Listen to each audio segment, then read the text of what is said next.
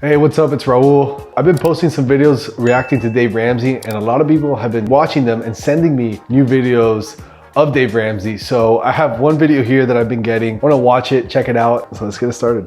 If you were to invest $100 a month from age 25 to age 65 or age 30 to age 70. Oh God. 40 years. $100 a month. Can you take a guess how much the answer is going to be? It's going to be $1 million. Let's put it in a Roth IRA so that it grows tax-free. And I'm going to recommend a good growth stock mutual fund. Big money, big money, big money. It has an average annual return of 9%. Of 12%. What? I own one that's done that for over 75 years. How old is this guy? How the fuck? Wait a second. Hold on. How old is Dave Ramsey? He's had one fund for 75 years. So he started investing when he was what? Nah, maybe I misheard that.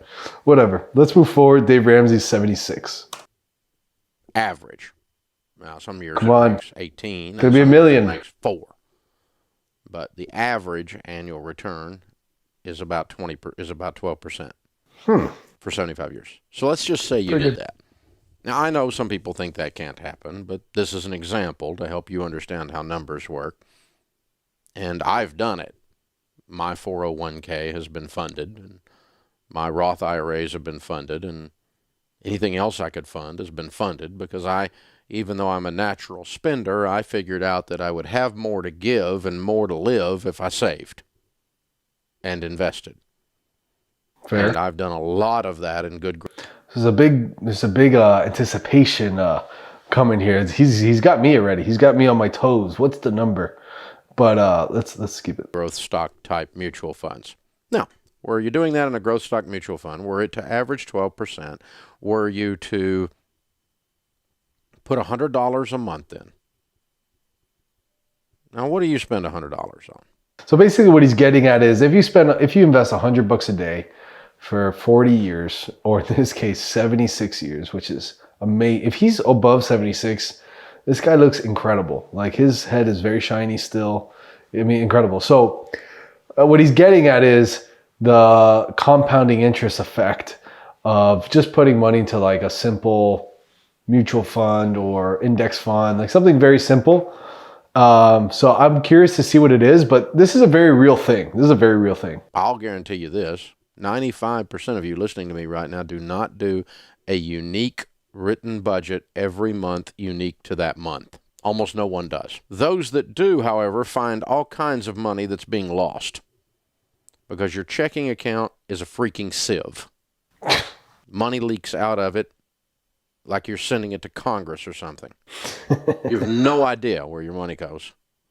And you make more. This is actually pretty interesting because I remember I had a mentor, Brett, when we first started doing well, flipping a lot of houses and real estate and stuff. He said, one of the things you have to do is review your personal financial statement every month. And you have to create it and review it. And he says, if you're not even reviewing that, which is, your income, your expenses broken down, your assets, your liabilities, etc. If you're not doing that every month, you're not even in the game. Like, you're not even in the game to get more wealthy. So this is kind of like I'm gathering from what he's saying. So I have had other mentors say something similar. More than your parents made. You make more than a lot of your friends make, and you make more than any other country in the world, virtually. Personal income. And you're freaking broke. And so let's just establish here that you can find $100. Latte breath. Let's establish that you could find $100. Latte breath? Mr. and Mrs. Cable. You spend $100 on things you don't even realize you did it. You impulse more than $100 at Target every month. This is true. Actually, I don't go shopping anymore. The reason they check your receipts at Costco and Sam's on the way out the door is not to make sure you didn't shoplift. It's because it's federal law. You spend $200 or you're not allowed out. Hey, Dave's got some jokes today. I like this. I like this side of Dave. I'm usually used to seeing him a little bit more serious, telling people what to do. But he's got some stand-up in him. I think it's easy, if we sit here and discuss it a minute, to think about $100. Now, $100 is a lot of money. But $100 invested every month from age 25 to age 65, averaging 12% in a good growth stock mutual fund Roth IRA, is $1,176,000. Boom. Man, I was close. I can just imagine being one of like Dave Ramsey's kids. Imagine like you're 3 years old. Daddy, Davy, I really want this Thunder Wheel, like, race car. Well, son, it's $3. And if you invest this $3 from now when you're 3 to when you're 86, that will be, $1.4 million. I don't give a fuck, Daddy. So, I mean, for sure, it makes a lot of sense, but I just like picture other things as, I don't know, it's pretty funny. But it's pretty interesting to think about. $100 a day from whatever those ages he said are, it's all the way $1 million. So it just gives you an idea of like how powerful it is to stay consistent on saving. So if you're listening to this show and you are under 40 years old and you don't retire with $1 million, that's no one's fault but yours. Bam. It's your fault in this country if you retire broke. I like this side of things. It's your fault. Yes. Preach. Because you made a freaking fortune in your working lifetime. You work your butt off your whole life, and you have nothing to show for it. Nothing. It's ridiculous. It's absolutely ridiculous. America, it is way past time for a renaissance in the art. At least you could see his passion oozing out of him. Like, this is not an act for this guy. Like, this guy sits at his desk, does these shows day in, day out. Like, you could just tell this is like what this guy's meant to do on this planet. So for that, kudos to him. Of personal finance. It is way past time for you to get your freaking act together. For every one of you listening to Not Retire a Millionaire is absurd. It's absurd.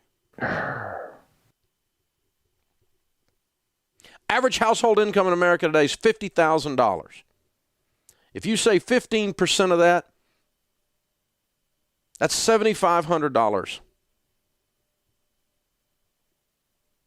a year. If you do that, the one thing with Dave that is so strange to me, and I think, I don't know why exactly this is, I'm kind of just thinking through as I talk. The one thing with Dave is that instead of, like he just mentioned, okay, the average household income in America is 50 grand. All right, now if you say 15% and it's 7,500, why aren't you, with your financial literacy and with your entrepreneurship skills and with all the things that you've done in your life, why don't you try and help people get out of that state of mind and make 50 grand as a couple? That's 25 grand each. Like, why is that even okay to continue talking? Like, the average household income is 50 grand. And if you say, if you say it should be the average household income is 50 grand. America, what the fuck are you doing? 25,000 a year per person? Like, this is crazy. Like, let's talk about that instead of talking about saving 15% on the 50. Like, I understand everyone has different circumstances, but I mean, this guy's more than qualified, more than most people on the internet, including myself, to be talking about increasing revenues, increasing income. This guy's a qualified guy that he should be talking about. So I understand, I guess he's trying to go towards the masses, but that always has been so weird to me. Why aren't you talking about increasing incomes more? In your 401k with no match, into Roth IRAs, into good growth stock mutual funds, you would retire with around $7.5 million if you say 15% of your income. I don't know if I agree with your set of assumptions. Well, shut up unless you do something about it. Because my set of assumptions have made me rich. So why don't you use my set of assumptions instead of your set of assumptions? Because you're sitting on your assumption, doing nothing. It's time for you to get up off your assumption and go save some money. Way past time. Don't you think? So maybe I'm wrong. $7.5 million. Let's say I'm half wrong. So you end up with $3 million. Shut up! Shut up! I like this, Dave, man. I really like this. Maybe you can't save 15% of your income because you're so deeply in debt and you've not followed these steps to get out of debt. Well, then follow the steps and get out of debt so that you can. But maybe you save half that amount.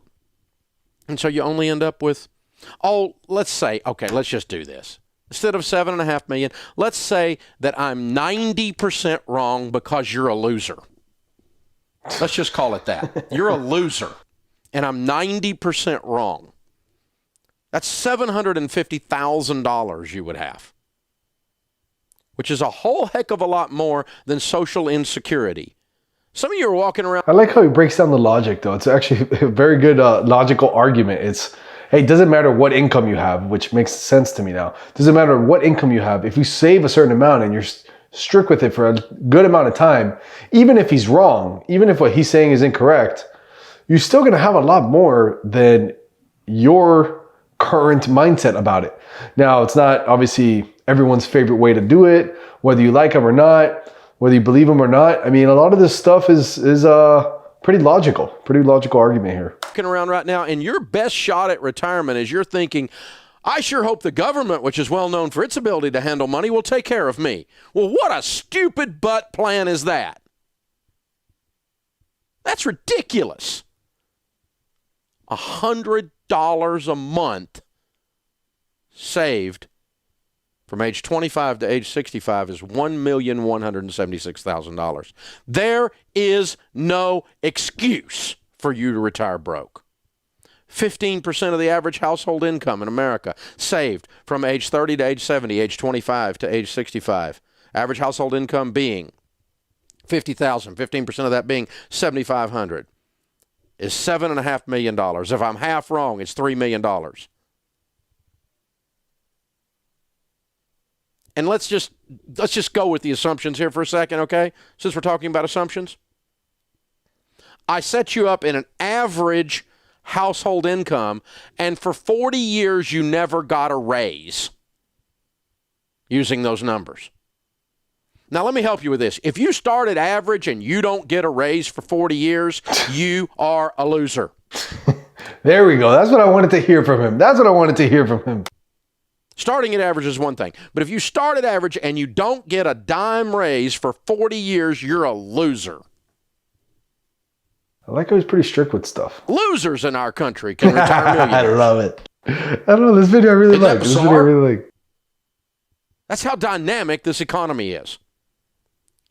But you're too freaking worried about The Bachelor or who got thrown off the island to get control of your own life and your own expenses and sit down and do a budget and look in the mirror at your immature self and say no so you can put a couple of $100 away a month so you can retire with dignity instead of being a burden on society and on your children. You can't give to anybody because you're too freaking broke to help anybody else, and you've got all these great ideas about how other people need help. You want to find out who needs help? Get you a mirror. You need help. I love it's time to save money, people. It's time to save money. This is the Dave Ramsey Show. Excellent video. You know, I don't agree again with everything he says, but he does make a pretty logical argument here that no matter how much money you make, if you're just consistent, you could actually fucking retire with a good amount of money. Now, I think he should be talking a little bit more about raising incomes, which maybe he does on other shows. I'm sure maybe some of you will send me those so I could react to it at some point. But that's the one thing that I feel like he doesn't talk about often. And I don't know why. Maybe it's just his audience. If he raises their income too much, maybe they're not going to be his clients. I don't know. But that's the one thing with him. But I mean, good logical argument here. Really preaching to the choir. I could picture him in like a financial church, you know, and there's like, it's like a sermon and he's wearing like a robe and just like speaking to people and preaching, man. I could just picture him. So overall, good episode there. Very interesting, very logical, you know, something I took out of it was don't stop saving. And even if it's very little, just keep the habit. It's really, I think what he's trying to get at, it's the habit of saving. So if you like what you saw, comment below, what was your favorite part of this video? And let me know which ones you would want me to do next. And thank you for watching. I'll see you on the next video.